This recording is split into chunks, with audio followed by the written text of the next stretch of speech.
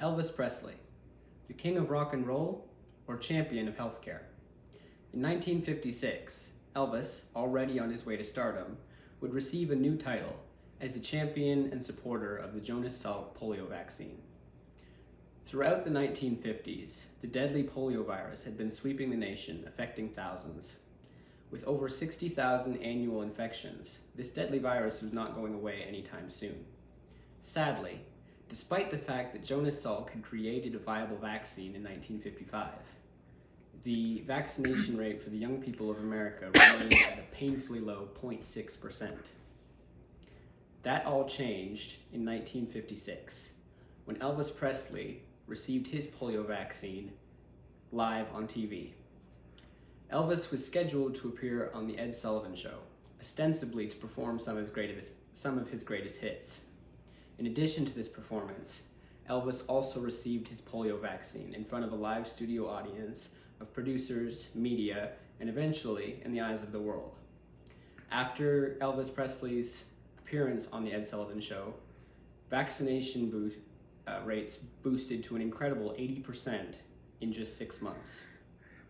The author of this article asserts that Elvis Presley's appearance contains 3 significant angles for behavioral change campaigns: social norms, social influence, and vivid explanation, or vivid example, sorry.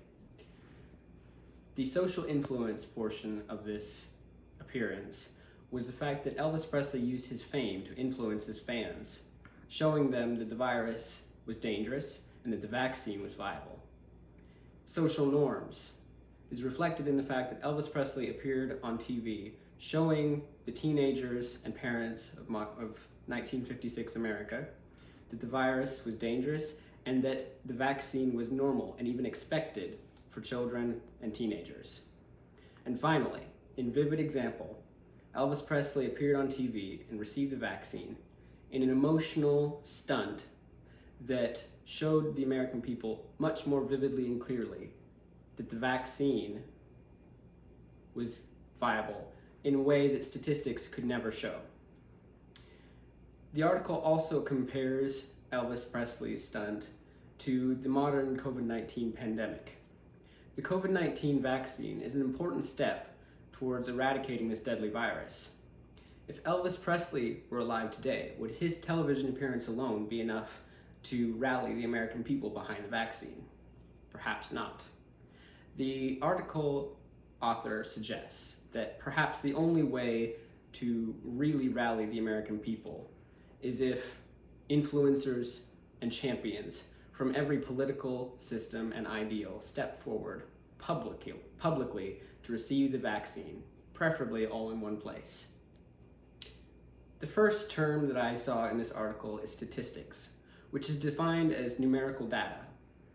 The second term is the open-ended question, which is defined as a question in which the hearer can answer however they choose. And the third term that I saw in this article is the residual message, which is defined as the message that the article author wants you to be left with, even if you've forgotten all the other parts of the article.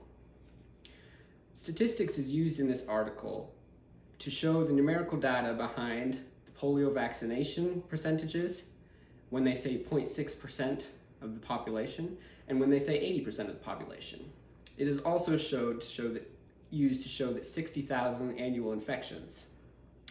The open-ended question is when the author asks the question, what lessons and what implications for the future can we gain from this story?